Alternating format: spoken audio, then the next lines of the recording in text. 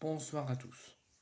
On se retrouve ce soir pour un petit JT-OM sur les actualités autour du club, autour de l'OM, au niveau extrasportif, au niveau interne, mais aussi au niveau sportif et en préparation du match contre Montpellier demain. La première chose que je peux vous dire durant ce JT-OM, et c'est le premier message que je veux passer et que les fanatiques ont passé après la rencontre contre le Shakhtar et la victoire et la qualif avec une performance et une prestation exceptionnelle, la qualif n'atténue pas la colère. Le message et la vigilance que moi et les supporters on veut faire passer, c'est que les joueurs ne doivent pas penser que la victoire et l'excellente performance face au Shakhtar, où il n'y a quasiment aucun point noir à signaler, va atténuer la colère et refaire revenir une ambiance de folie au Vélodrome sans siffler, sans contestation, sans banderole, sans rien du tout. Non. On est encore dans une situation délicate. On n'a gagné qu'un match. Un match, ça ne veut rien dire. On peut très bien rechuter dès demain soir contre Montpellier. Ou on peut très bien gagner contre Montpellier et rechuter derrière. La colère ne s'atténuera qu'au terme de la saison, quand les objectifs seront atteints, quand on aura accroché la deuxième place ou minima la troisième place, qu'on sera européen la saison prochaine. Et qu'on se sera relevé de la galère, de la difficulté, qu'on aura engagé le maximum de points, qu'on aura engagé le maximum de victoires, et qu'on sera sur le podium et qu'on sera européen la saison prochaine. Parce que si on perd contre Montpellier, ça va accélérer la colère. Et si on finit milieu de tableau ou en deuxième partie de tableau ou en première partie de tableau, mais loin des places européennes, ça risque de gronder et faire mal au terme de la saison et on risque d'avoir de très grosses tensions autour de la commanderie ou autour du club. Donc la qualification, c'est bien, on est tous contents, tous heureux, on est en huitième de finale face à Villarreal, on va essayer de passer pour aller en quart de finale où la défaite sera interdite face au pitre de service Marcelinho. Donc nous, les objectifs que nous les supporters et moi-même qu'on veut mettre en place, c'est qu'il faut avoir de la concentration, du sérieux pendant 90 minutes sur l'ensemble des rencontres, engranger le maximum de points, faire une belle performance en Coupe d'Europe, aller le plus loin possible et être européen la saison prochaine, voire même finir sur le podium. Parce que si on fait une belle performance, il y a un beau parcours en Coupe d'Europe, voire qu'on est finaliste, qu'on perd en finale ou qu'on est demi-finaliste et qu'on perd en demi-finale et qu'on finit dixième ou deuxième de Ligue 1, ça sera toujours aussi tendu à la fin de la saison. Même si on aura fait un très beau parcours en Coupe d'Europe. Donc l'atténuance de la colère ne se terminera quand la tension sera retombée et quand les joueurs auront réagi et auront engagé le maximum de points, le maximum de victoires et qu'on aura atteint tous nos objectifs et tout ce qu'on voulait depuis le début de saison. Donc, une grande vigilance, il faut rester sérieux, compact, concentré et profiter du moment et accrocher ce qu'on veut accrocher. Deuxième point, pour ceux qui ne savaient pas, donc le tirage au sort des huitièmes de finale d'Europa League a eu lieu hier à midi. Je vais vous annoncer les potentiels adversaires qu'on pouvait affronter lors des huitièmes de finale et qui on va affronter. Donc il y avait le grand et talentueuse équipe qui est le Bayer Leverkusen de Xabi Alonso, Liverpool de Jürgen Klopp, West Ham, les retrouvailles avec Brighton, l'Atalanta, les retrouvailles avec Villarreal du pitre de service Marcelinho, les Rangers et le Slavia Prague. Et le tirage au sort nous a donné Villarreal. On va affronter le pitre de service Villarreal. D'abord chez nous et après chez eux pour le match retour. Donc toujours sérieux, il faudra toujours garder la même performance que contre le Shakhtar avec une grande application, une grande concentration, un très grand sérieux et on ira loin dans l'Europa League et on se réveillera en Ligue 1. Ensuite, troisième point, c'est les points sur l'effectif, le point sur le groupe.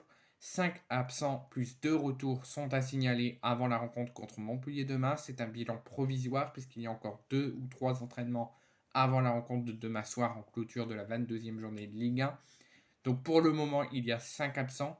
Murillo, Rongier, Bilal Nadir, Iliman Ndiaye et Ruben Blanco, les 5 absents de l'entraînement du jour. Ça peut très bien évoluer en augmentant le nombre d'absents ou le nombre de forfaits ou d'un certain ou en le faisant baisser. mais en tout cas pour Rongier et Nadir, sont bel et bien forfaits. C'est une blessure de longue durée. Nadir, c'est la fin de saison pour lui. Rongier, on espère un retour avant la fin de saison. Murillo, lui, aucune communication. On ne sait rien de sa blessure, mais il est forfait pour cette rencontre. Il a été absent de l'entraînement, il est en soins. Et Iliman Nedja et Ruben Blanco sont aussi absents, sont aussi forfaits, mais nous n'avons aucune communication concernant ces deux absents. Surprise.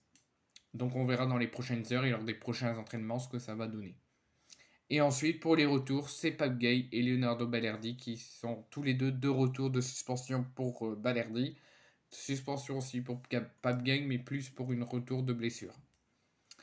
Ensuite, l'OM a engrangé le jackpot depuis le début de sa campagne européenne et a augmenté son jackpot après la victoire et la qualif contre le Shakhtar, puisque l'OM, depuis le début de son parcours européen, avait engrangé 13 millions d'euros, avait reçu de la part de l'UEFA pour leur participation à l'Europa League 13 millions d'euros au début du parcours. Nous approchons de la fin du parcours et du dernier carré, et en huitième de finale, grâce à cette qualification, l'OM a engrangé quasiment 2 millions d'euros de plus. Donc l'OM est à 15 millions d'euros de jackpot d'argent depuis leur début de leur campagne européenne en Europa League. Ensuite, c'est un nouveau message que Jean-Louis Gasset lance aux joueurs et que je le suis et je lance le même message. Voici ce que Jean-Louis Gasset a dit aux joueurs dans le vestiaire après la rencontre contre le Shakhtar. Vous l'avez fait pour ce public, car ils ne vous ont jamais lâché, même en montrant les banderoles à l'envers, même en mettant plusieurs banderoles, des sifflets, des fumigènes, beaucoup de colère, mais ils ne lâchent jamais. Tant que vous donnerez tout, tant que vous ne lâcherez rien, ils seront toujours derrière vous. Réalisez la chance que vous avez d'avoir ce peuple marseillais, tous ces supporters. Je le suis pareil. Les joueurs, réveillez-vous, montrez votre coronesse et votre méthode de guerrier que vous avez montré jeudi contre le Shakhtar. Faites-le contre Montpellier, faites-le lors des autres rencontres pour qu'on est tout en haut et qu'on atteigne nos objectifs et qu'on va loin en Coupe d'Europe. Et réalisez surtout que vous avez un peuple, certes, qui est en colère, qui fait souvent des bêtises, qui ne lâche jamais rien, qui met beaucoup d'ambiance quand tout va bien, beaucoup d'ambiance quand tout va mal, quand tout s'effondre, en montrant des colères, des sifflets, des banderoles, des fumigènes. Mais réalisez quand même que vous avez un peuple marseillais qui est tout le temps là derrière vous, dans les positifs, dans les bons moments comme dans les mauvais moments. Donc faites-le si vous ne le faites pas pour vous, si vous ne le faites pas pour atteindre les objectifs, faites-le pour le club et faites-le pour le peuple marseillais, qui des fois fait des bêtises, mais est toujours là derrière vous et qui ne vous lâche jamais. Ensuite, j'ai 3 dates à vous faire parvenir sur 3 rencontres à domicile de l'OM. L'OM recevra Rennes le 17 mars à 17h05 en Ligue 1. L'OM recevra Villarreal au match aller au Vélodrome le 7 mars à 21h et ira en Espagne une semaine plus tard, le 14 mars à 18h45 pour essayer de piétiner Marcelinho et de se qualifier en quart de finale. Et concernant le match OM-Nantes, il y aura lieu le 10 mars en Ligue 1 à 20h45 au Vélodrome.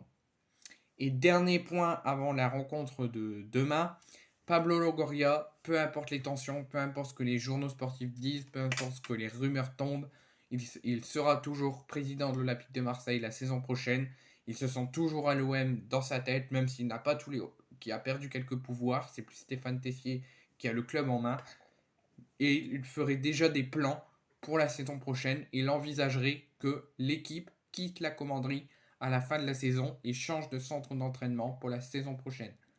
Donc on verra les infos qui vont tomber dans les prochains jours, les prochaines semaines. Mais Pablo Longoria se sent à la tête, même s'il n'a plus trop les pouvoirs. Il se sent à la tête du club la saison prochaine. Il veut du changement et du mouvement immédiat dès le coup de sifflet de la fin de la saison.